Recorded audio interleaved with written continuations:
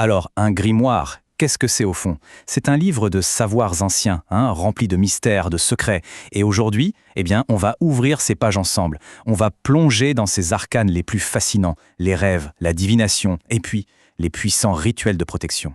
Bon, on est prêt? Notre voyage commence ici. Voilà un peu le programme de notre exploration. D'abord, on va s'attaquer aux sortilèges qui touchent aux rêves.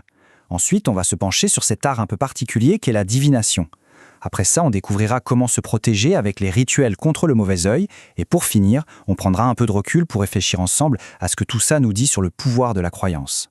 Allez, c'est parti pour notre premier chapitre. On plonge directement dans le royaume des rêves, ce monde un peu étrange qu'on visite toutes les nuits.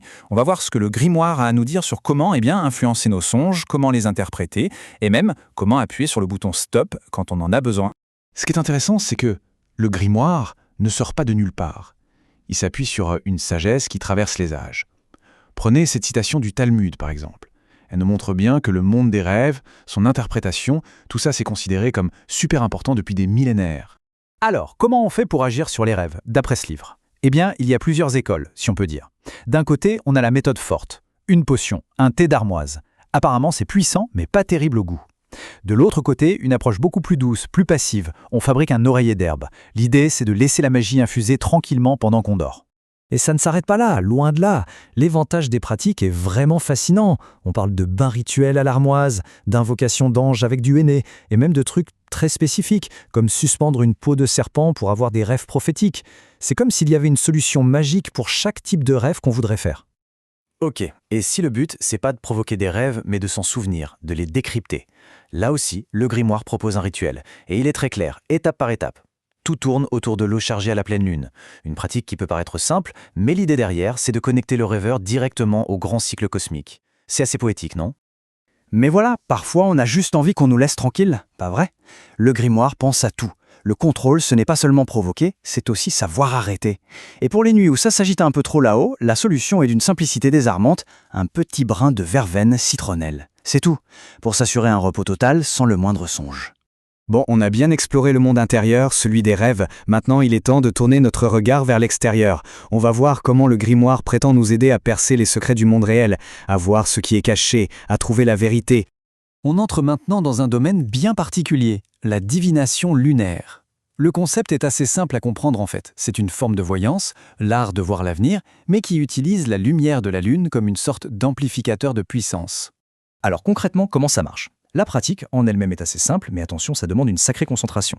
L'idée, ce n'est pas de regarder la lune directement, non. Il faut utiliser un support, une bassine d'eau, un miroir, ce qu'on a, pour y refléter sa lumière. Et c'est en fixant ce reflet qu'on est censé recevoir des visions, des informations. Mais attention, la divination, ce n'est pas que pour lire dans le futur. Le grimoire nous montre qu'elle peut aussi être un outil très puissant pour révéler des vérités ici et maintenant. Des choses qui sont cachées juste sous nos yeux. Et pour ça, il y a un rituel que je trouve particulièrement malin, c'est celui avec l'encens de copal. L'approche est très subtile. On ne cherche pas à forcer quelqu'un à dire la vérité. Non. L'idée, c'est de créer une atmosphère, une ambiance dans la pièce où les mensonges, ils ne tiennent pas. Ils se révèlent tout seuls, par un mot, un geste. C'est le menteur qui se trahit lui-même. Ok, on a parlé des rêves, de la vérité, parlons maintenant de protection. Et on s'attaque à un gros morceau, une menace aussi vieille que le monde, ou presque, le mauvais œil. Voyons un peu ce que le grimoire propose comme bouclier. Pour la protection de tous les jours, le grimoire propose des solutions assez simples, des petits charmes discrets qu'on peut porter sur soi. Ça peut être un clou qu'on a trouvé par terre, un ruban rouge caché sous ses vêtements, ou même une dent de requin fossilisée. L'idée, c'est que la protection devienne une sorte de seconde peau, quelque chose qui nous accompagne partout sans qu'on y pense. D'accord, mais que faire si on sent l'attaque, là, sur le moment, si on est pris sur le fait, comme on dit? Il y a une réponse immédiate, une sorte de contre-attaque.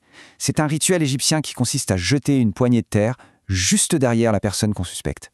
C'est un geste très fort. Symboliquement, c'est comme pour clouer son énergie négative au sol et la neutraliser sur le champ. Et puis il y a les cas plus sérieux, quand on sent qu'une protection simple ne suffit plus, surtout s'il s'agit de protéger un enfant. Là, on a un remède danois, bien plus élaboré. Il faut aller à un carrefour, à minuit pile. 2 éléments chargés d'un symbolisme très fort. On y recueille de la terre, qu'on enveloppe ensuite dans un tissu rouge, la couleur de la protection par excellence. Bon, on a vu des potions, des charmes, des rituels. Alors au final, qu'est-ce qu'on retient de tout ça? Au-delà des recettes et des gestes, il est temps de se poser la question de ce que tout ça signifie vraiment, sur un plan plus profond. Finalement, qu'on y croit dur comme fer ou pas du tout, ça n'a presque pas d'importance. Ce que ce grimoire nous montre, c'est ce désir profondément humain de comprendre, de se sentir en sécurité, d'avoir un certain contrôle sur nos vies. Et ça nous laisse avec une question assez vertigineuse, non ? Quelle est la véritable puissance de la croyance dans notre propre existence ?